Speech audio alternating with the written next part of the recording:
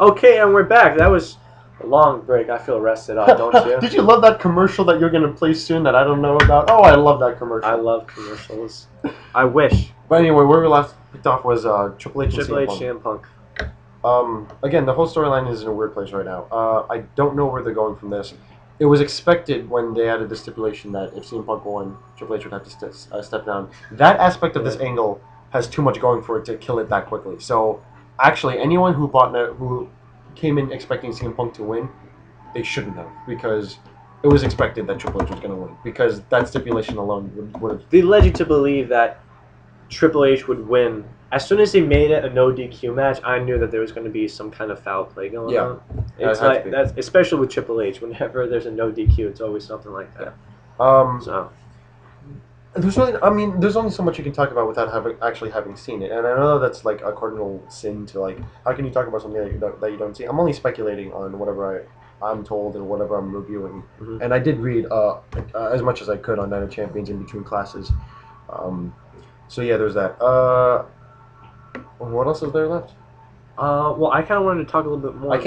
We can't grade Night of Champions because we never saw it again. From what I read, it sounded like the whole pay-per-view itself overall was average, maybe a little slightly above average, but like everyone was waiting for the main event Triple H. This isn't a pay-per-view that, even though I missed it, I'm not gonna cry foul that I didn't see it, because I don't think I can justify paying $50 for these results. Yeah, the next big pay-per-view as of now is Survivor Series. Vengeance.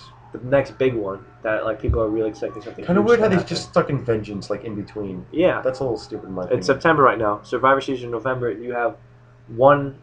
They literally got like 2 weeks. Technically 2 months. Yeah, they have 3 weeks and then another like. It's too much. And we're going to Survivor Series, by the way. We are going to Survivor Series, so when we talk about it, we actually can tell you everything. We can talk about the dark matches in the beginning. How awesome is that? Yeah, I know. He's excited. I'm really excited. I want to buy a flip cam. I think I have one of those. Anyway, so yeah, we're just going to be excited until Survivor Series comes. Vengeance is just coming. Again, we can't really predict the card. All we know about Survivor Series is that Cena and Rock are going to team up. Cena and Rock, and then there's supposed to be another big Punk angle. I read the original report was that Triple H and Punk were supposed to face off for the first time ever in Survivor Series, but the whole thing with Kevin Nash not being able to clear to perform, not wrestle, perform. I'm sorry, he cannot entertain people. Again, that's all. That's a joke. Well, he can't entertain people to begin with, anyways. If you listen to CM Punk. But like with Nash not being able clear to wrestle, they had to go with Triple H. So I think they actually killed off steam for a match. They might go for a best of 3 series. They might have Triple H wrestle at Vengeance. They might. Nash was picked up for a movie. Yes, he was. So I don't know if that's gonna. But anyway. I don't know how that's gonna work because I saw one movie he was in on through Netflix. Thor. You saw Thor? I saw the first 5 minutes and I left. I stopped. Thor. It was horrible. It was Netflix. I wanted to see something. Kevin Nash was, and I was like, you could have watched something that you've never seen before. That's I didn't better. I didn't know. That's why 5 minutes. Like, 5 minutes was a lot. Saints? Yes, I have. You have seen the Boondock? I have. Okay then. Okay. That was good. I'm waiting for the third one. We need to make the third one. Really? Third one? Well, they left it off. Okay, well, we were straying. Wrestling. Wrestling. Sports entertainment. Getting me off. Okay, Raw tonight. What do you think is going to happen? Honestly, I'm not one to predict that kind of things. Like I could try, but anything I come up with is just gonna. It's not gonna be worth it anyway, because they're gonna do something completely different that I'm just gonna like, all right, whatever. Yeah, true. I don't want to really predict Raw either. All I know is that Hugh Jackman's supposed to be there tonight advertising Neil Steele. Yeah. Actually, I don't think we should cover Raw too much either, because by the time exactly. I was going to mention that too. I don't know if I should say it. By the time we're going to upload we're breaking kayfabe. Oh my god. By the time we upload this, it's going to be after Raw, and any prediction I have is just going to be thrown out the window. So yeah, like you were wrong on everything. Exactly. So I'd rather not do that. Yeah. Because I don't want to be wrong, because I'm always right. Okay. Something that we can be always right about is Impact Wrestling. TNA. So top 5 WWE superstars right now. Yeah, just completely skip over. I want to talk about really quickly about that. Hogan's supposed to have his last match with Sting. His last ever match. I don't. Top 5 WWE superstars right now. Yeah. My top 5 Impact.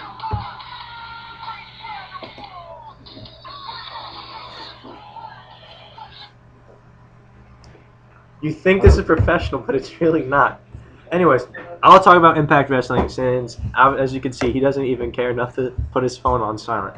But anyways, I like the talent they have there, for the exceptions of Flair, Sting, Hogan, Bischoff. He isn't really talent, but Bischoff. Who else? Pretty much those older guys. I mean, my favorite guys, pretty much everyone in Fortune right now. Those are my favorite guys. And I think if they could, I like Paul Heyman's idea. Oh, look who's back. The ringtone was kind of fitting. It was. But anyway, so going back, I was just talking about Impact Wrestling really quickly and how they need to get rid of all the older talent, and that I don't know if you ever read Paul Heyman's idea for him when TNA tried to acquire him. Yeah, he had like a 5-year plan. Yeah, he had a plan, and I liked his plan, which focused on my favorite guys are the guys in Fortune: AJ Styles, Kazarian, and Beer Money, and Christopher Daniels. He wasn't really. Is Samoa Joe still in TNA? Is Samoa Joe still in TNA? Yeah, he still is, but they never. Samoa Joe, if you're watching this right now, jump ship to WWE right now. You've got Steve Austin's support and basically everyone in the entire world because you're just wasting away in TNA right now. He's the Samoan submission machine, and he's not even in the main title picture. Oh yeah, the Bound for Glory series. They're trying to push. I mean, like, to their credit, they are trying to push new guys. Bully Ray, apparently, I've seen a little bit of him. He's very good. Like who would have thought that Bubba Ray Dudley could be an amazing heel? Bully Ray is like one of the coolest heels. Like, he just screams asshole. And again, to their credit, they are pushing new guys. Crimson, Gunner.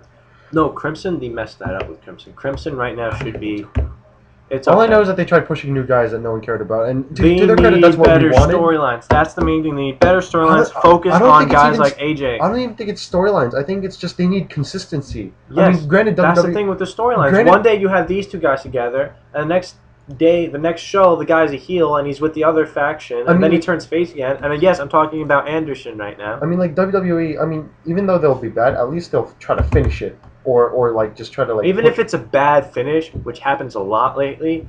I mean, it at least finishes. You're like, okay, that sucked, but at least, okay, that finishes. We're starting over again. Yeah. In Impact, it's all discombobulated. Yeah. Whatever. There's only so much you can talk about Impact before I get really upset and I throw something at my laptop.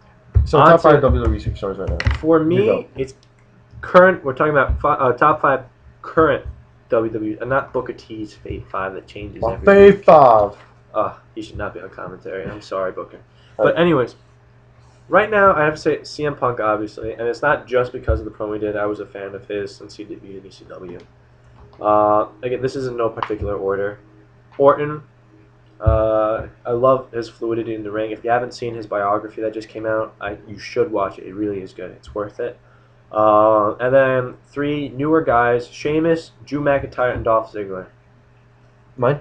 Yep, go ahead. My turn. All right. I know I made a statement earlier about how CM Punk and his current state in the WWE may not be working as well. Trust me, I'm going to have an argument to that. But regardless of that fact, he is actually, in my opinion, though, in my humble opinion, I think he is the greatest thing in wrestling right now. I'm a huge fan of the guy. Who isn't nowadays, really? Yeah. Everyone's favorite wrestler right now has to be CM Punk. His t-shirts sold out all the time. Exactly. I waited 4 weeks for mine, and then the day I wore it, I saw it on the shelf at Hot Topic, and I was pissed off. But anyway, CM Punk is great, and there's just... Time out. He came out with a new ice cream bar t-shirt. That was awesome. That was awesome. Any praise given to CM Punk has been said by other people, and much better. So, yeah, there's that guy. Daniel Bryan is, in my opinion, my favorite. He is a purist in wrestling nowadays. I mean, everyone is a mix between a colorful character and like the blandest ever. Daniel Bryan somehow managed to take being a bland, boring character and make that a character. I mean, who would have thought that a guy who doesn't watch TV, a guy who is a vegan and all that stuff, that's like so anti-superstar, could actually be interesting. And money in the bank. That is money making. I guess veganism right now is taking a popularity. It is a trend right now. That is a health trend. Mm-hmm. So that is culturally relevant. Boom, right there. He is a wrestling purist. So anyone looking for like wrestling and not entertainment, he's there to serve you. And it's not like he's just they picked him up out of developmental. He's been wrestling for years now, 10 years now, and he's had, I saw him wrestle Takeshi Morishima in Ring of Honor back in 07, 06 or so. I mean, like, the guy is a true talent, and I love the guy to death. So I'm a huge fan of his. Um, One of my top fives is actually Diva, AJ. Oh my God, I love AJ. I don't know what it is about her. Maybe it's because she's different from all the other divas. You know, she wrestles in Chuck Taylors, and she's a huge nerd like I am. I am proud to be Is she in your? You have a crush on her? I have a huge crush on her. She is awesome, and she's from Jersey too, I think. Is she? Yeah, she's from Jersey. So awesome. there's that. Jersey girl. And even though she's been squashed a little bit, and it's understandable, you have to cut your teeth a little bit. She did come from developmental. She is interesting, and I'm waiting to see what she can do with a real opportunity. Right now, she's just a jobber on SmackDown, but I look forward to the future for her. Dolph Ziggler, he has come so far from being the Spirit Squad. I like the Spirit Squad actually more than other people did. I give them more credit because, again, I look for interesting characters, and Spirit Squad, honestly, they were pretty interesting. In my opinion, at least, they were unique. Unique, yes. Shut up. But Dolph Ziggler still managed to overcome that stigma. He was able to do what Kenny Dykstra he was able to, yeah, he was able to really rise above. And I actually saw him, my first live event. He was performing as the Natural something or other in a dark match against Ron Killing's R-Truth. That was a dark match I saw. And he cut a promo, and I was like, this guy sucks, but at least he has the balls to get on the mic. So I don't think you're supposed to do that during a dark match. Yeah, and right now, I mean, like, the guy, first of all, I like his style. If you ever notice his casual wear, he is not wearing jeans and a t-shirt. He is, like, nicely dressed, and he's actually got quite the personality on Twitter. He's always making, like, SpongeBob jokes, and, like, he's a huge fan of Archer, which is a hilarious show that everyone should check out. He's just an interesting guy, and I'd like to hang out with the guy one day, because I think he's a genuinely nice guy.